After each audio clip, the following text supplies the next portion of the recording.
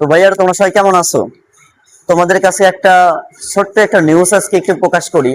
সাধারণত শিক্ষাঙ্গনে আমাদের যে দুর্বলতা, আমাদের যে উইকনেস, যদি আমরা সঠিকভাবে মানুষ হতে না পারি, বিশ্বাস করো ভাইরা, যে সমাজে আমরা বসবাস করতেছি এই সমাজের মানুষরা তোমাকে টেনে হিসেবে নামাবে।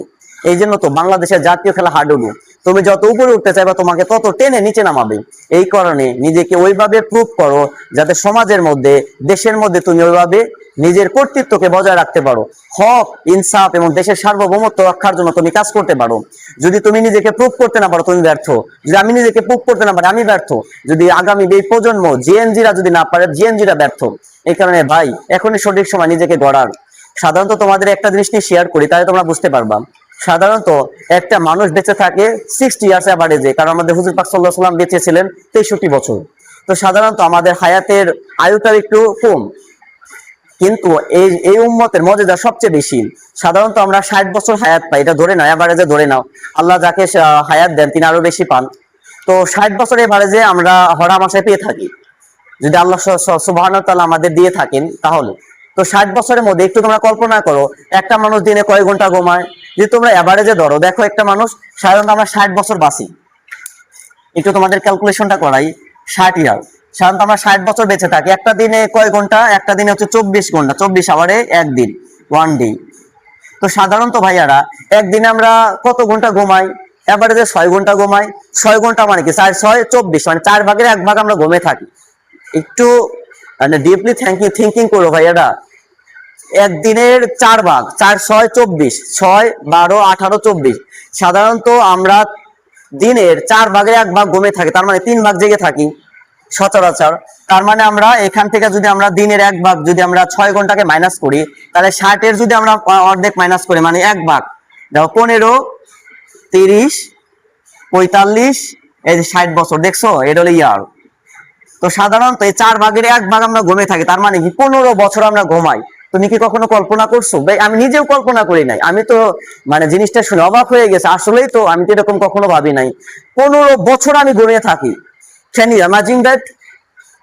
15 ইয়ার্স, 15 বছর আমরা ঘুমিয়ে থাকি। এটা তুমি কখনো কল্পনা করে দেখছো ভাই? আর আমাদের জীবনে 15 বছর আমরা ঘুমিয়ে কাটাইতেছি।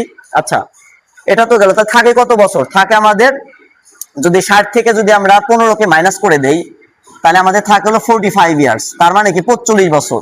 তো 45 বছরের মধ্যে তুমি কি 10 বছর পর্যন্ত সময়টা কি তোমার জ্ঞান ছিল, আমার জ্ঞান ছিল, আমাদের কারো জ্ঞান ছিল? তার মানে কি এখান থেকে 10 বছর আরো মাইনাস করো। 10 বছর যদি আমরা আরো মাইনাস করি, এখানে থাকে 35 ইয়ার্স। কত থাকে ভাইয়া বলো? 35 ইয়ার্স, মানে 35 বছর থাকে। 35 বছরের মধ্যে কি আমরা কি আনুষঙ্গিক ভাবে আরো 5 ঘন্টা সময় কাটাই না? বা 4 ঘন্টা সময় কাটাই? বিভিন্ন গোসল আছে, এখানে খাওয়া দাওয়া আছে, বিভিন্ন জরুরত আছে, এইগুলা মিলে মোটামুটি ধরো আমরা 4 ঘন্টা সময় কাটাই। কয় ঘন্টা?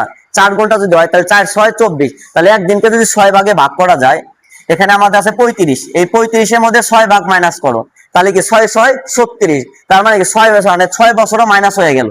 তাহলে থাকে কত বছর? থাকে হচ্ছে 30 ইয়ার্স। এখন 30 বছরের মধ্যে ভাইয়ারা, 30 বছরের মধ্যে আমাদের বন্ধুদের সাথে আড্ডা, বিভিন্ন ঘোরাফেরা, এটা আমরা আরো কত বছর করি? যদি আমরা দিনে যদি কমপক্ষে 2 ঘন্টা তো করি, তাই না? Facebook, WhatsApp, Twitter, imo, chatting করি, তাহলে কত বছর করি?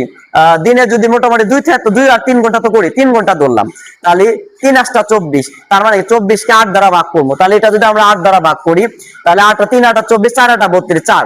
তার মানে মোটামুটি আমাদের এইটাকে যদি আমরা সাধারণত 8 ভাগে ভাগ করি, তাহলে 4 8 32, তার মানে আমাদের এখান থেকে মাইনাস হয়ে গেছে হচ্ছে হলো 4 বছর।